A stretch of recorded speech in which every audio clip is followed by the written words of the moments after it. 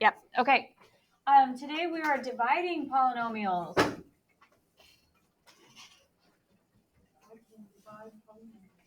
Yes, divide polynomials. Remember that product is fancy for multiplication.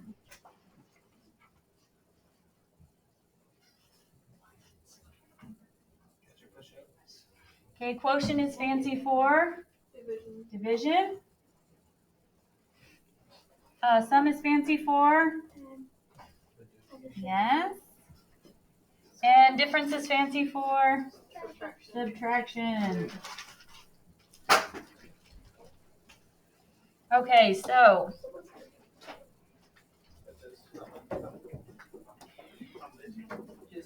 just like when we multiply, we're going to be using the distributive property because we're going to divide the entire polynomial by something, just like we multiply the entire polynomial with something. But I want you to look at these properties, and I want you to see if you can figure out which one we're going to use instead of the product rule if we're dividing same bases. Yeah. Yeah, the one in the middle. We're going to be using the quotient rule today.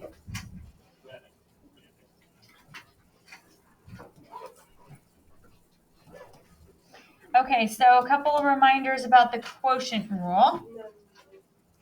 When we use the quotient rule, over here,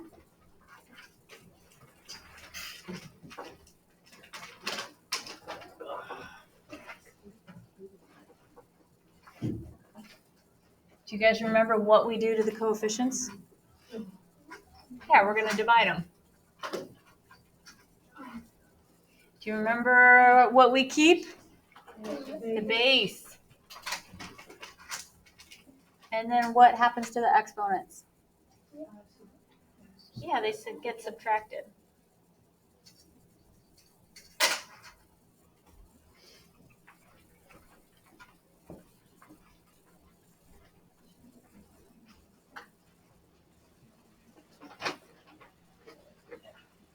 Okay, so first we have to find the quotient on this problem, and we know from our little vocab that quotient means we need to divide. And if you have a massive brain fart on your test, here's another clue that you have to divide, right? Never hurts to read the directions. So we're going to divide by 3x. So we're dividing this whole thing by 3x. So this is the distribution part, where you can think about it like distributing the division. This gets divided by 3x, this gets divided by 3x, this gets divided by 3x.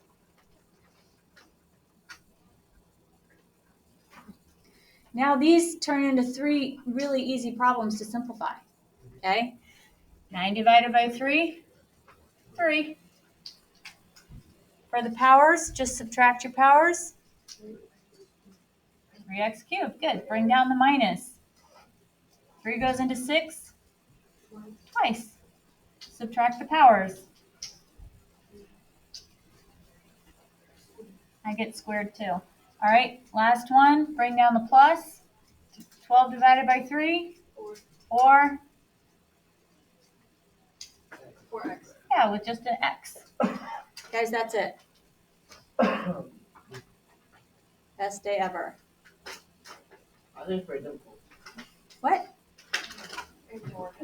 Okay. All right, let me get another example. We'll see if we can make it better. All right. So again, we're finding the quotient, so we're going to divide. And we have to divide the whole thing by 4x squared.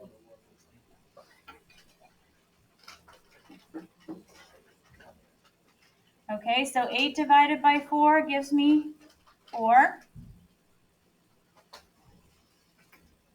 Now, what do I do with my powers? Subtract them, and I get x to the 4th. Bring down the plus. 16 divided by 4 is? 4. Oh, are you guys going to let me get away with this? That's supposed to be a 2. It's supposed to be a 2. Did I say it wrong too, or did I write it right and say it wrong? You said it right. You just wrote wrong. Okay, thank you. At least I'm only half crazy. Okay, bring down. Okay, 16 divided by 4, that one is 4.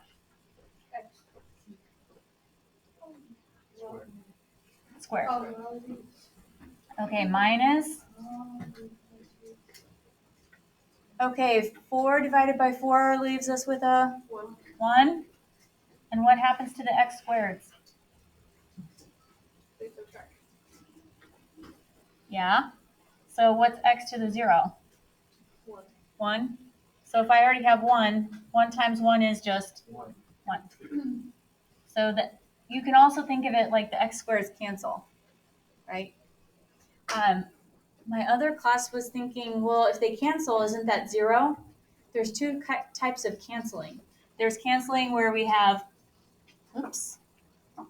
It's canceling where we have 4 minus 4 is 0, right?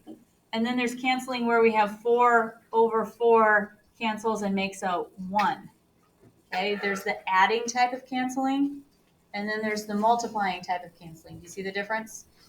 Okay, this is the multiplying type. All right, cool.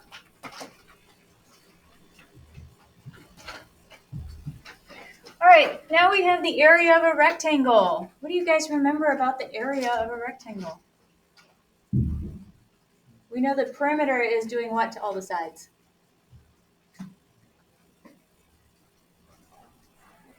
Adding them up. Okay, so what's area?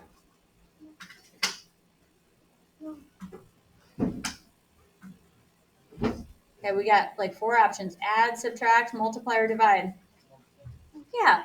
If we take the length and the width and multiply them together, we get area. Area is length times width. Okay? Have you guys ever seen this little triangle thing in science? Okay, I stole this from science. Okay, so don't tell them because I'll get in trouble. So if I have length and width and multiply them together, I get area, right? Yes. So if they give me a width, I have to divide to find the length, right? If they give you a length, then it's going to give it, and then if you then divide that, but then you have to times something. Yes. So if they give me the length and width, I multiply to find area. If they give me area and either side, I just divide the area by the side they give me. Okay? All right, so let's do that. They gave me a width, so I'm going to divide by the width on both sides. That gives me the length, 6B. 6b.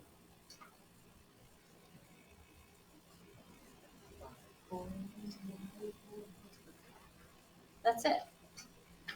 How can I check this to make sure I did it right? What can I do with my length and width? Yeah, you can always multiply them back together to see if you did it right.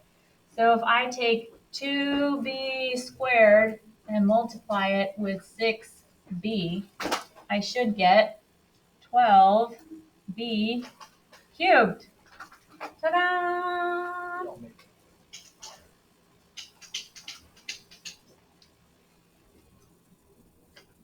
Okay. Next one. Guys, they're basically giving us the same problem, but instead of finding the length, we're finding the width. But we can use the same strategy. Here's our little area, length, width deal. This time, we have to divide by the length to get the width. So I'm going to divide by the length, which is 2m.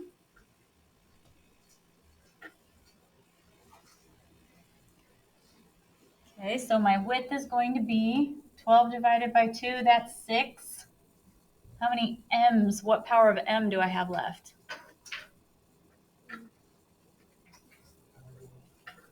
Yeah, just m to the first. Do I have to write that? No. No. Okay, bring down the minus. 6 divided by 2 is 3, and the m's do what? Cancel. Good, that's it. Okay, do we need the last one or are we good? We can do one more. It wouldn't take but 2 seconds. Let me just do it for the video. I know I asked you and then I ignored you. Sorry. Okay, so again, all we have to do is divide by the width that they gave us and we'll find the length. So we're dividing by 5x. 5x. So that gives us length. 10 divided by 5 is 2. X to what power is left? 2. Good. And then bring down the minus. 15 divided by 5 is 3, and x's cancel. Okay.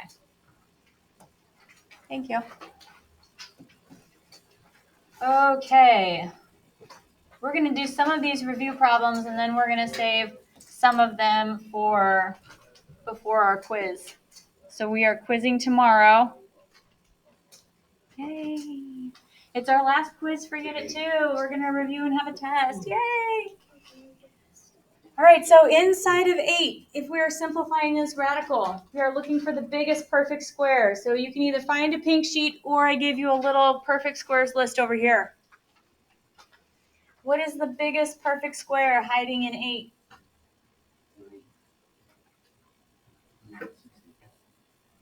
What? I'm sorry, I just didn't hear you. 4, yeah. Okay, root 4. What times root 4 is 8? 2. Yeah, the root 2. Okay. We can only simplify one of those. What's the square root of 4? 2. 2 root 2. All right, what about this one? Think of it maybe like $1.25. Think of it like money. What? 5 whats? 5 quarters. And the reason that the quarter is important is because 25 is the perfect square. That's the really important part. Okay, so the perfect square is 25. The other factor is 5. What is the square root of 25? 5.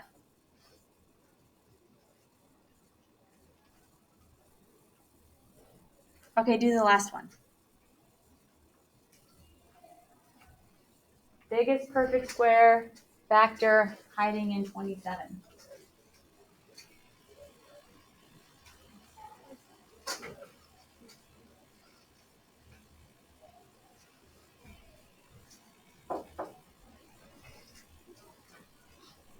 What did you get?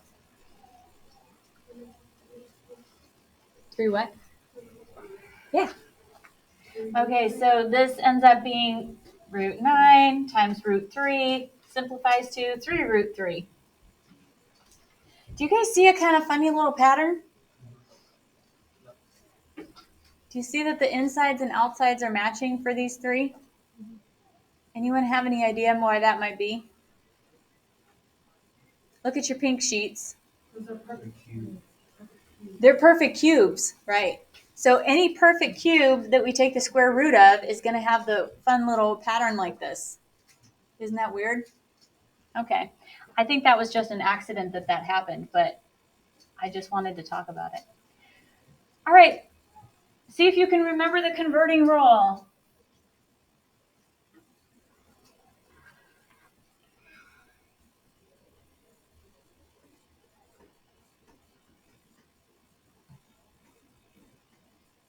Okay, where do the N and M go? Make your X nice and big so it doesn't look like a mixed number. Yep.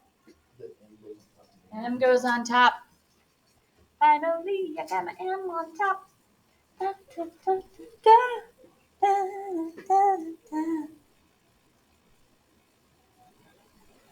No? Okay. It's fine. It's fine. It's fine. It's the last time I sing for you guys. Just kidding. I really can't help myself.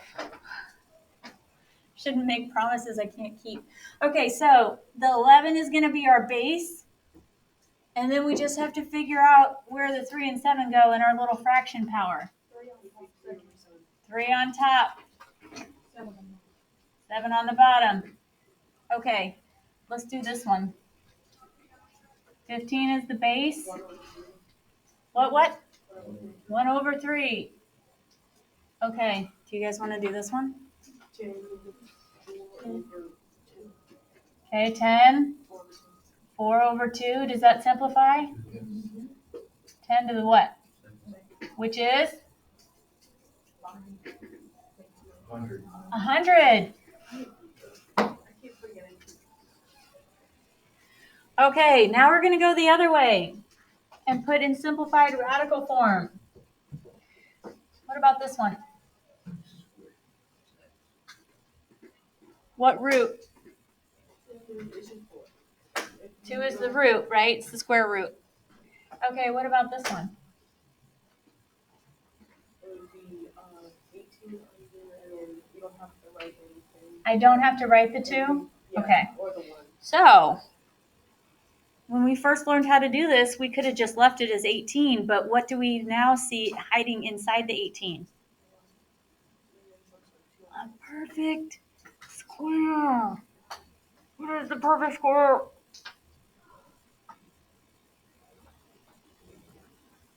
What is it? What is the perfect square hiding in 18? A 9. Okay, so now we know that we can break it apart into root 9. Oops. Times root 2. What's the square root of 9? 3 root 2. Okay. We're not going to do the last one. The last one's super extra.